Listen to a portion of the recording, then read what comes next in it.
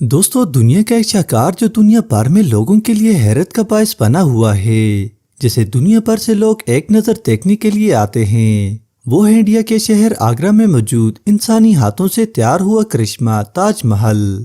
40 ایکڑ پر محیط اور دور سے نورانی روشنی میں لپٹا یہ تاج محل یہاں دیکھنے والوں میں خوشیاں بانٹ رہا ہے، در حقیقت اپنے اندر ہزاروں غم چھپائے ہوئے ہے۔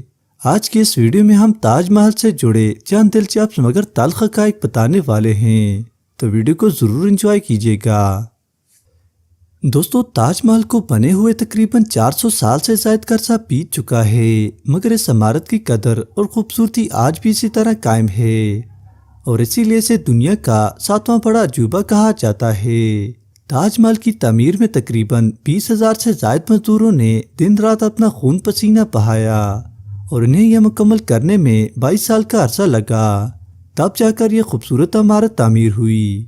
تاج محل کو مکمل طور پر سنگ مرمر کے خوبصورت پتھر سے بنایا گیا ہے، اور اس کی تعمیر میں بے تحاشا دولت خرچ کی گئی، جس کا اندازہ اگر لگایا جائے تو $1 بلین بنتا ہے، یعنی 7,500 کروڑ روپے۔ تاج محل کی تعمیر میں اس وقت کے تمام فن تعمیر کے ماہرین نے اپنی مہارت کا جادو جگایا، جس کی تعریف آج کے ماہر آرکیٹیکٹ بھی کرتے ہیں۔ اس عمارت کو اس طرح بنایا گیا ہے کہ اگر اسے مین گیٹ سے دیکھا جائے تو یہ عمارت بہت بڑی لگتی ہے، اور جیسے ہی آگے بڑھا جاتا ہے تو اس کا سائز کافی چھوٹا ہوتا جاتا ہے۔ ایک اور بات، اس عمارت کے گرد 4 مینار ہیں جنہیں سیدھا نہیں بنایا گیا بلکہ ٹیڑھا بنایا گیا ہے۔ یہ مینار باہر کی جانب تھوڑا جھکے ہوئے ہیں۔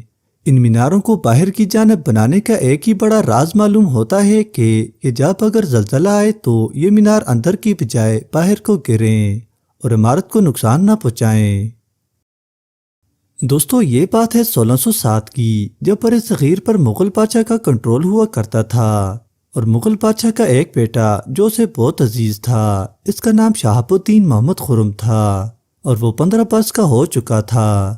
بادشاہ ہر سال کی طرح سے سونے چاندی سے تولتا تھا، پر اس بار بادشاہ نے اپنے بیٹے کی شادی اپنے وکیل کی بیٹی سے کرا دی، جس کا نام ممتاز تھا۔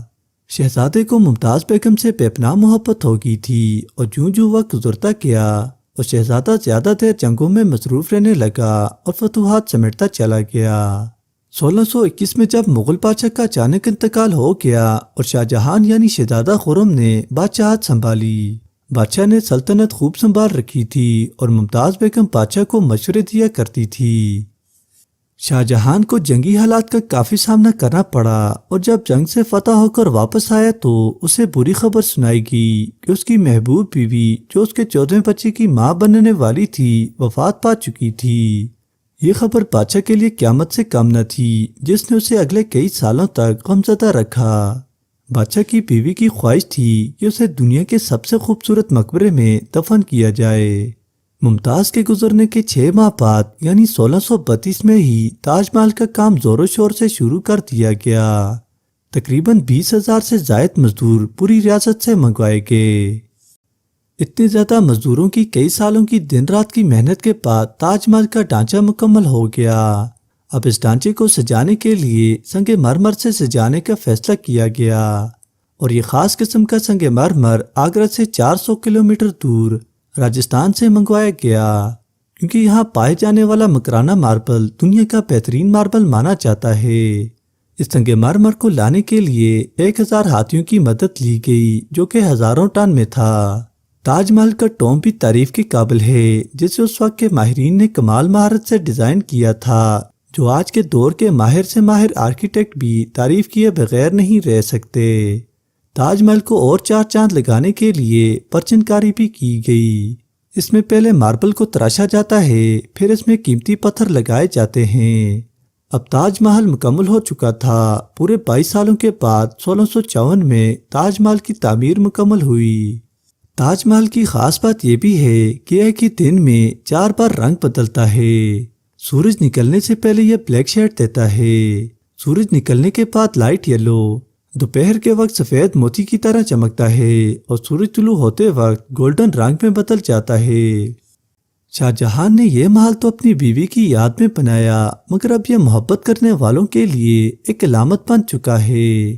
اس کو چاہنے والے ہر سال دنیا بھر سے لاکھوں کی تعداد میں لوگ آگرہ کا رخ کرتے ہیں اور لوگ آنکھوں سے جی نہ بھرنے والی نگاہوں سے دیکھتے جاتے ہیں اور داد دیتے رہتے ہیں۔ آج کی یہ ویڈیو آپ کو کیسی لگی کمنٹ میں ضرور بتائیں اور چینل کو سبسکرائب کریں اور بیل آئیکن کو پریس کرنا نہ بھولیں۔